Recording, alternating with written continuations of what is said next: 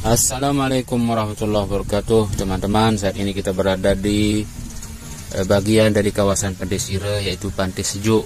Ya, kami di sini sambil menunggu nomor antrian yang sudah kami ambil di salah seorang pakar tulang tradisional atau pengobatan alternatif terkait dengan tulang yang jasanya, kontribusinya sudah diakui oleh bahkan bukan hanya masyarakat setempat tapi oleh dinas kesehatan setempat.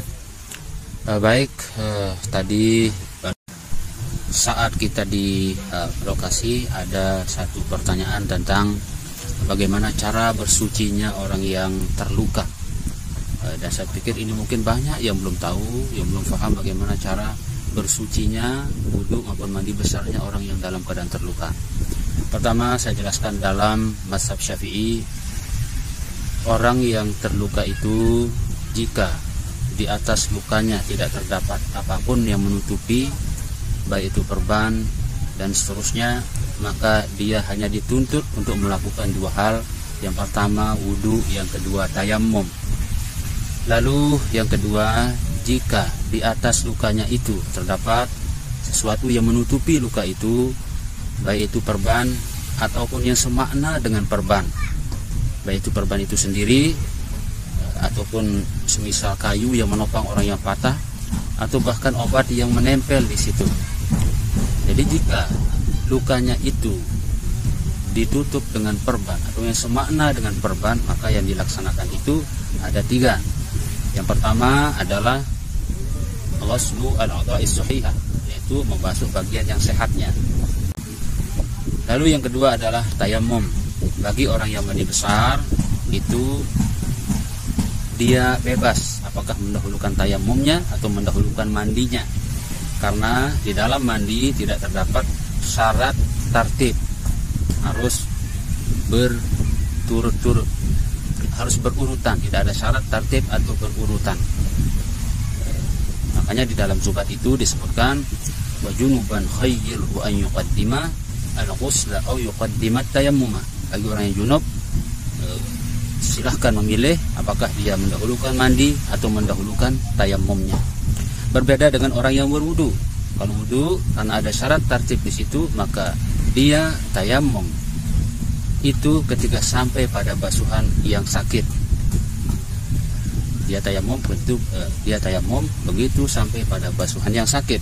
Karena di dalam zubat itu disebutkan wal yatayammam muhditsun idz ghasala alilahu tsummal wudu akammala.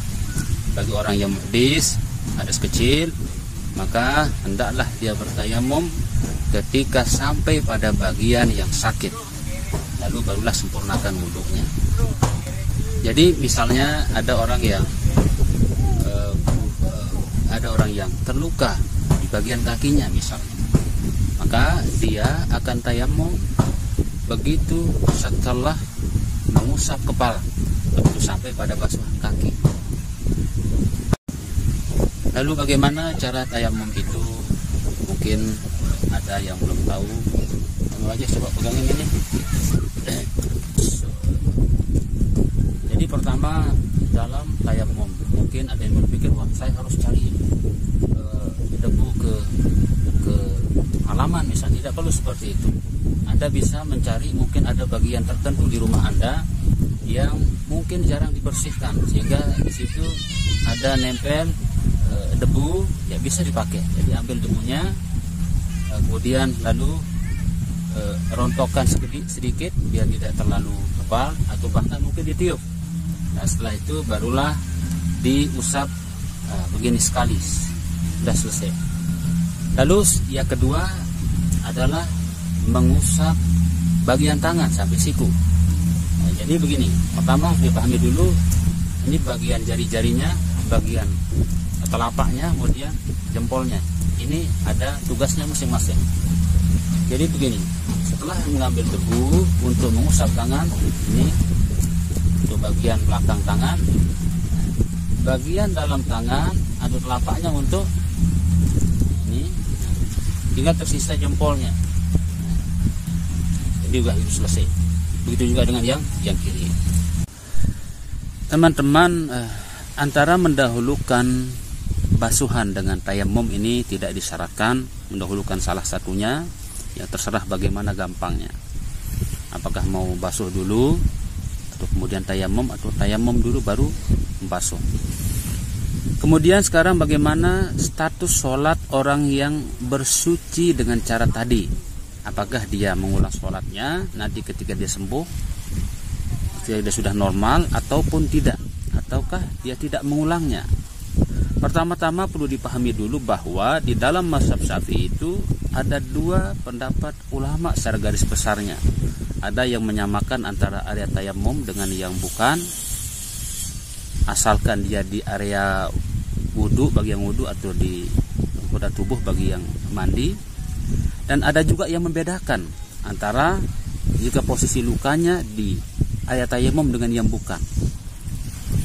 Jadi akan berbeda hukumnya jika lukanya di muka dan telapak tangan dan bagian tangan, atau dengan di kaki dan kepala, karena kaki kepala bukan area tayamum. Jadi bagi yang membedakan, maka jika area lukanya di area tayamum, yu'idus sholata mutlaqan, dia mengulang sholatnya secara mutlak.